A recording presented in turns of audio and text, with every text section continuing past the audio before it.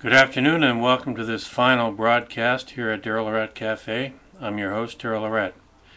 Well, all that action there earlier.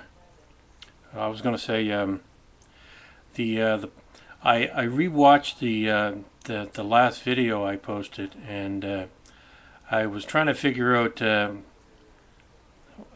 what the sign exactly said, because there's two parts to the sign. There's the first part, which is the quote-unquote name, kind of like the first name, and then there's it's like so-and-so apartments. So the the part they first took down, because the guy went back up and took the other. I guess they had it in two parts. I remember when they put it up. I can't even remember when it was, but I remember when they put it up, but not the date. So they had the first part.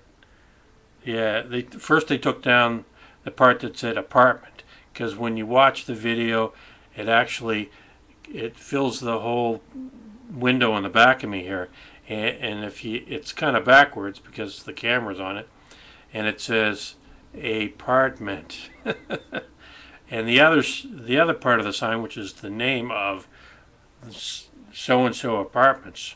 So I don't want to mention the name because you might figure out where I live and come stalk me or something like that. Anyway, so that's something that caught my eye when I watched the video once or twice. That the fact was that he did not take down the whole sign because it was in two pieces. There was the first part, and then there was the part that said apartment or apartments. I'm not sure if there was an S on the end or not. But anyway, that's my what do you call it? My journalistic style. What do you call that anyway?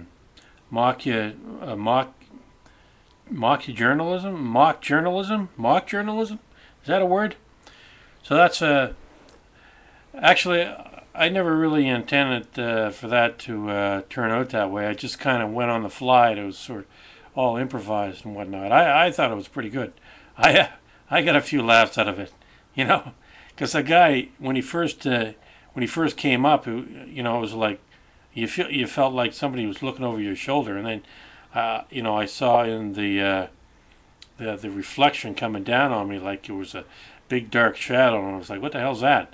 And then I turned around and I saw the crane going up there, and then I thought, well, what the hell are they doing up there? And I realized when I saw him with the drill and whatnot that he was probably taking down the sign. So, and that's what they did. There's like one sign in the front here, on one side, and there's another side. There's another side of the building on another street. So I think they probably had to take that down too. I think whoever the new owner is, I haven't. Well, I met the guy. He was in my apartment, but I don't know his name or anything like that. So I think I've heard the property manager talking about the fact that the sale of the building went through just a few days ago. So I think the new owner has probably taken possession of the building and wants to get rid of. Myself, I wouldn't waste my money getting rid of a sign that was up there. I mean, they shouldn't have put the sign up there in the first place. It's so stupid. It's literally the buildings in Hamilton all have names because they're really old, and they all have names. And when they put that sign up on this building, they literally covered up the name of the building, and which I thought is dumb, which I thought was dumb, and because it's literally the only building in the city. And Hamilton has a population of like 500,000 people, and so there's a lot of really old apartment buildings, and it's the only building that I've seen in this city that someone was dumb enough to spend money to put a sign advertising the name of the company that manages the building, or whoever the owner was. I think he was Greek, and he passed away in November of 2008 of some illness. I don't know from what. but that's what I was told, that he passed away back in November of 2008.